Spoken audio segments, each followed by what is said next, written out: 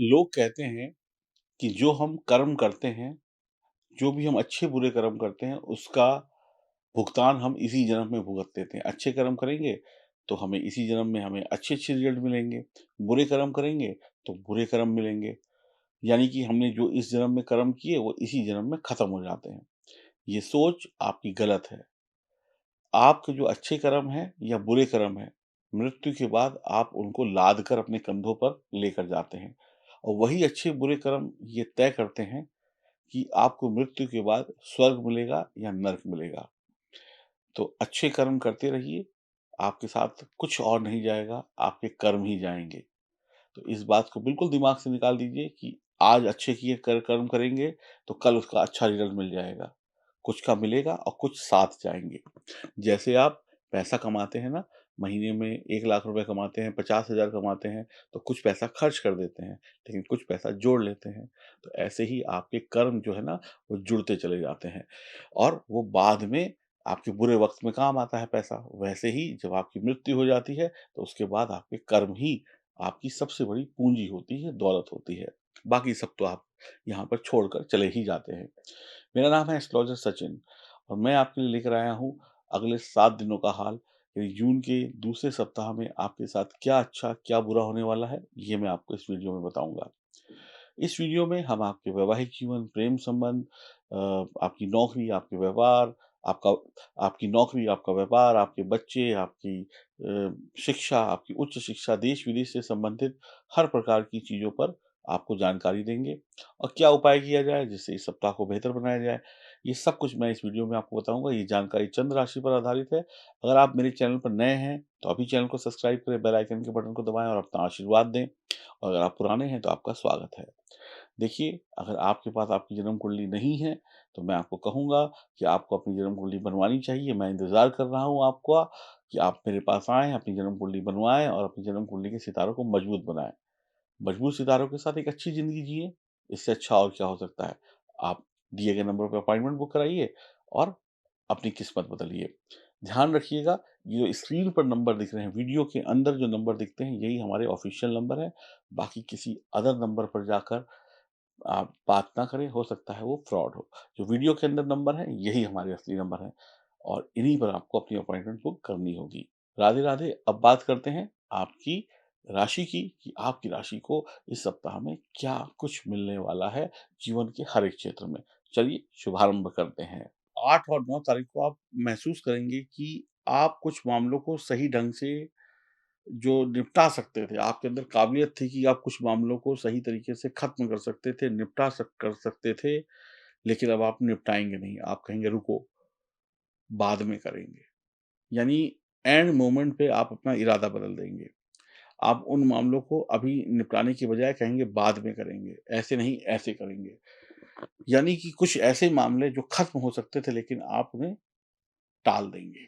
आप जब तक सही से पूरा काम समझ नहीं लेंगे, हर एक चीज़ के पहलू को नहीं समझ लेंगे, निरीक्षण नहीं कर लेंगे, तब तक आप उस काम में हाथ नहीं डालेंगे। यानी पहले जाँचेंगे, परखेंगे, खुद अपना दिमाग लगाएँगे, उसके बाद फैसला करेंगे कि इस काम को करना है या नहीं करना है।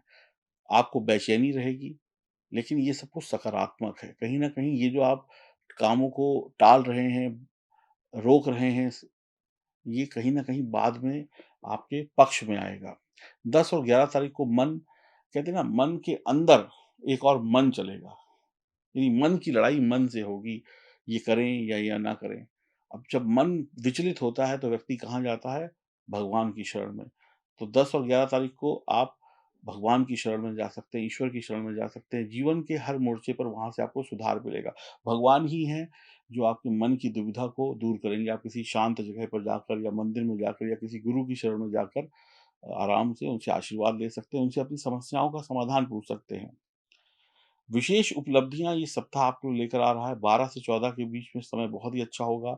आप जिस काम को शुरू करेंगे उसे अच्छे से पूरा भी कर लेंगे, आपको दुगनी खुशी मिलेगी, हर कार्य आप बहुत सहज तरीके से पूरा कर पाएँगे, पैसा मिलेगा, काम में तरक्की होगी, 15 तारीख को बड़ों का आशीर्वाद मिलेगा, आपको लाभ और प्यार दोनों मिलेगा। 15 तारीख को लाभ भी मिलेगा, प्यार भी मिलेगा और बस एक चीज़ ध्यान रखिएगा कि आप थोड़ा अपने मूड को अच्छा रखें। 15 तारीख को आपको सब कुछ मिलेगा लेकिन कहीं न कहीं संतुष्ट नहीं होंगे जो मिल रहा है। आपको लगेगा थोड़ा और मिल जाता, इसमें इतनी कमी रह गई, उसमें उतनी कमी रह गई, जिसकी वजह से आप थोड़े-से असंतुष्ट हो सकते हैं और वो असंतुष्टि आपके स्वभाव में चिड़चिड़ापन ले आएगी। ध्यान रखिएगा इस सप्ताह में कि अपना चरित्र मजबूत रखें, शादी-विवाह को लेकर कोई बड़ा निर्णय ना लें, जो रिश्ते में बंधे हुए हैं उसको लेकर कोई बड़ा निर्णय बहुत सोच-समझ कर लें, नहीं तो ऐसा हो सकता है कि आपके वैवाहिक जीवन या प्रेम संबंध की लाइन में दरार पैदा हो जाए। नौकरी-पेशा लोग जो भी हैं, जो भी लोग नौकरी करते हैं, उनको अपने कार्य क्षेत्र में डबल मेहनत करने के लिए मजबूर होना पड़ेगा। नौकरी में बहुत मेहनत करनी पड़ेगी, बहुत सारा वर्कलोड होगा, बहुत सारा काम होगा, ऐसा भी काम होगा जो आपका नहीं होगा लेकिन करना पड़ेगा। इस बीच में जो छात्र उच्च शिक्षा के लिए इस सप्ताह में आगे जाना चाहते हैं, विदेश जाना चाहते हैं या अपने ही देश में कहीं एडमिशन लेना चाहते हैं, उनको कोई समस्या नहीं होगी, वो लोग चले जाएँगे। हाँ, लेकिन उन्हें सही जगह पर ट्राई करना है। भई आपको पता होना चाहिए कि हमें बम्बई जाके पढ़ना है या लंदन जाके पढ़ना है, तो इधर-उधर हाथ-पैर मत मारिए, जहाँ पे जाना है वहीं पे जाके ट्राई करिए। आपकी जो पढ़ाई-लिखाई चल रही है बच्चों की इस सप्ताह में, उसको जारी रखिए, उसके साथ-साथ दूसरी जगह पे ट्राई करते रहिए।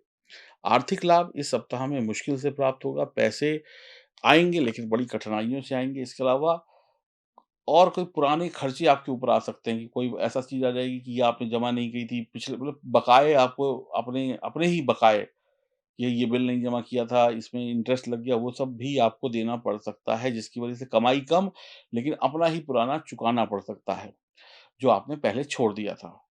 जून का ये जो सप्ताह है ना, इसमें आपको लाभ कम और पैसे का खर्च ज़्यादा दिखाई पड़ेगा और ये खर्चे आप ही के थे। आपने कोई क्रेडिट कार्ड का बिल नहीं जमा किया, आपने किसी का पैसा दिया नहीं तो वो माँगने आ सकता है, यानी आपकी पुरानी जो देनदारी थी वो आपको इस सप्ताह में पूरी करनी पड़ सकती है। तो होगा क्या, जो कमाया वो चला गया।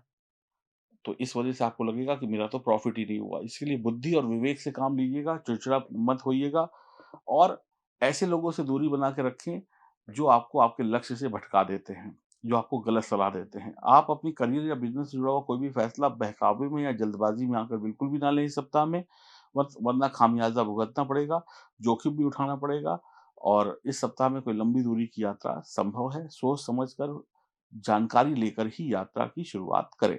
यात्रा के दौरान स्वास्थ्य का ध्यान रखें, अपने सामान का ध्यान रखें। यात्रा जहाँ करनी है वहीं करें, ये नहीं कि यात्रा करनी थी दिल्ली की सोचा कि चलो कुछ और भी घूम फिर लेते हैं। तो अपना यात्रा में जिस काम से आए पहले उस काम को निपटाइए, घूमना-फिरना बाद में करिए। मन धर्म की तरफ लगेगा, अध्यात्म में लगेगा, बार-बार आपको ऐसा लगेगा कि मुझे कहीं किसी ऐसी जगह जाना चाहिए जहाँ पर मुझे शांति मिले। परिवार के साथ कहीं तीर्थ यात्रा पर जा सकते हैं या अकेले ही किसी शांति की तलाश में जा सकते हैं। लव पार्टनर के साथ समय सामान्य रहेगा, प्रेम संबंध में भी दिन सामान्य है, लेकिन हाँ, इस सप्ताह में किसी के प्रति आकर्षण हो सकता है। आप किसी के बारे में बहुत ज़्यादा सोच सकते हैं और दाम्पत्य जीवन में भी आपको थोड़ा-सा ख़्याल रखना होगा।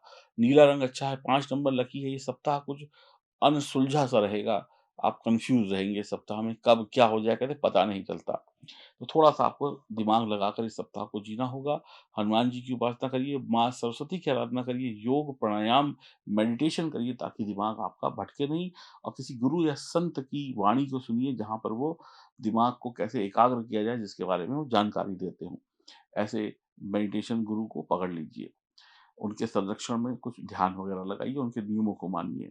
बाकी अगर आपकी जन्म कुंडली में सितारे कमज़ोर हैं, तो फिर कमज़ोर हैं तो कमज़ोर हैं, फिर तो दुविधाएँ और ज़्यादा बढ़ जाएँगी। तो मैं आपसे यही कहूँगा अपनी जन्म कुंडली की जाँच कराएँ, तो तुरंत फ़ोन मिलाएँ। मैं इंतज़ार कर रहा हूँ आपकी कॉल का और आपकी अच्छी किस्मत इंतज़ार कर रही है आगे आने वाले अच्छे भविष्य का। तो देर मत करिए, अपनी जन्म कुंडली की जाँच कराइए। मैं तो देखिए जनरल प्रेडिक्शन कर रहा हूँ यहाँ पर। हो सकता है आपकी कुंडली में सितारे बहुत अच्छे हों तो आपको बहुत मिल जाए, हो सकता है खराब हो तो बिल्कुल ही ना मिले।